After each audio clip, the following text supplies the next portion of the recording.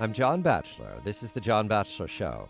Within these last days, Iran provocatively announcing a new enrichment plant buried deep underground near the religious city of Qum at Fardo, we're told.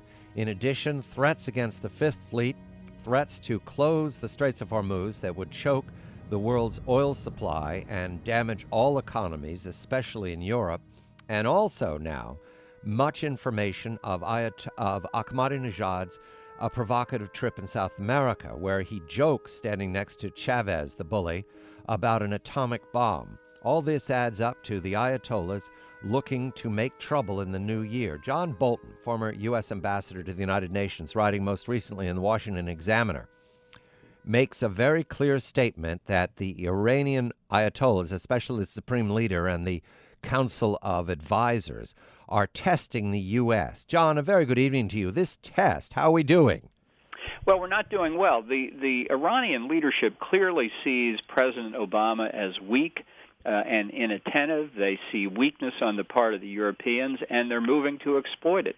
They don't want additional sanctions, that's for sure, but I don't think it's the threat of new sanctions that really has them agitated. I think what they're worried about is that they see they are very close to achieving their 20-year-long sought objective of getting nuclear weapons, but they can also see that Israel is right on the cusp of making a critical decision whether or not Israel will seek to use military force against that program. So it's an extraordinarily tense time. I think 2012 is going to be a very tense year in the Middle East with a lot at stake and with, from our point of view, unfortunately, an inadequate president in the White House. There is a pattern in Tehran, in this revolutionary government, this dictatorship that took over Iran in 2009.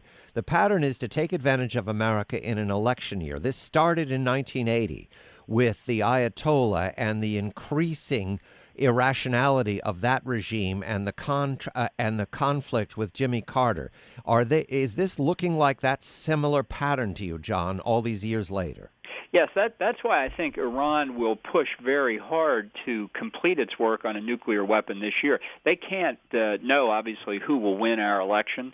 I think they fear, given the very strong views most Republican candidates have articulated against Iran getting a nuclear weapon, that they're better off to try and finish their work this year. But that's why the threat from Israel becomes much more acute. And so you see this pattern of belligerent behavior, threatening to or conspiring to assassinate the Saudi Arabian ambassador in Washington, threatening to close the Straits of Hormuz, continuing their support for Hamas and Hezbollah. Very belligerent behavior designed to back the United States and Europe off. And hope to buy more time to finish the nuclear weapon. And, the only point I'd make here is, as bad as this behavior is, imagine how much worse it would be and how inadequate we would be to respond to it once Iran actually gets nuclear weapons. You tell the story of 1961, the Berlin crisis, when President Kennedy made a phone call to Lucius Clay, the general at the time who has previously been the hero, you write, of the 48-49 Berlin airlift when Mr. Truman had broken the will of the Soviets to cut off all of Berlin from food and fuel in a critical wintertime. And Mr. Kennedy said to his general, "Don't lose your nerve." The general had quite a riposte, John. Yeah, this is the famous confrontation at Checkpoint Charlie. I'm sure people have seen the picture of American tanks on one side of Checkpoint Charlie there in Berlin, Soviet tanks on the other side, tube to tube, as the military people say, at this flashpoint of the Cold War. And so, as you rightly say, Kennedy told General Clay, "Don't lose your nerve," and Clay shot back, "We're not going to lose our nerve out here. We're not worried about that. We're worried about you people in Washington losing your nerve." That reminds me, John, of that wonderful exchange between the 101st Airborne surrounded at Bastogne, and when Patton in the movie gets the word that they've replied to the Germans nuts, he says, we better hurry up. We've got to rescue a man who's so eloquent. I would say Lucius Clay joins in that eloquence here. Exactly. Now, here we are in 2012, an election year, a president who's just stepped down his own quadrennial review. How do the Iranians hear this, John? Well, they see the unrolling of the American defense plan going forward, the dramatic cuts in our force levels, the dramatic cuts in procurement of new weapon systems, our pivot, as the president likes to say, from the Middle East to Asia. And Iran says, great, America, pivot away if you want.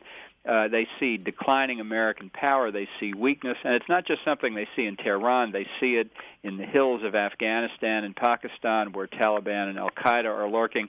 They see it in Moscow and Beijing. They see the continued unfolding of American weakness. And all of that is going to redound to our detriment. Our adversaries see what's happening. They see a president who not only isn't trying to stem this retreat, he's leading the retreat and happy about the direction we're going in. So it's very bad news, and I think worries not just inspires not just our adversaries, but worries our friends too. Not everyone is hesitating or turning away from the Iranian nuclear threat. I note, John, within these last hours, we learn of Ahmadi Roshan, 32 years old, in a sophisticated magnetic bomb attack in the traffic in Tehran, dead. This follows a pattern. This is now the fourth Iranian scientist.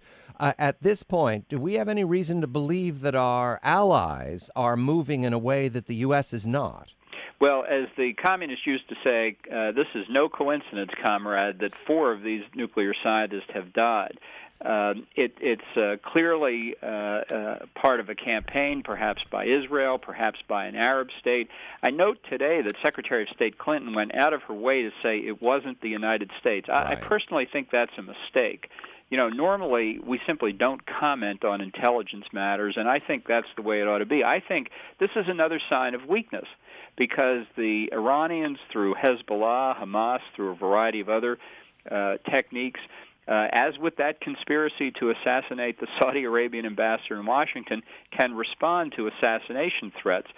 So it shows that we're very afraid of what the Iranians can do. The more you show weakness to a regime like that, the more they're encouraged to push, because they have no disincentive to stop pushing as long as they continue to see weakness. A puzzle, John. The President of the United States was keen to announce the death of bin Laden after a special operation into a third country. Bin Laden, who only wanted an atomic weapon, and yet the Obama administration is reluctant to at least speak in quiet terms about its agreement with the special operations into a third country to stop what we believe is a nuclear weapons program.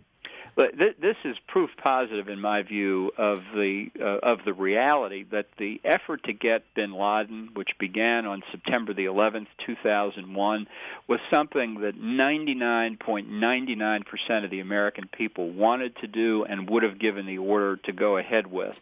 That is not a success for President Obama. That's a success for the American military and intelligence forces that over that long 10-year period carried through to get bin Laden. And what strikes me is how out of character it was for the president, even though he now takes credit for it. It's his inability to do almost anything else, certainly his inability to stop the Iranian nuclear weapons program, that's the real distinguishing characteristic of the weakness that characterizes his foreign policy. John Bolton, former ambassador to the United Nations from the United States, a senior fellow at the American Enterprise Institute.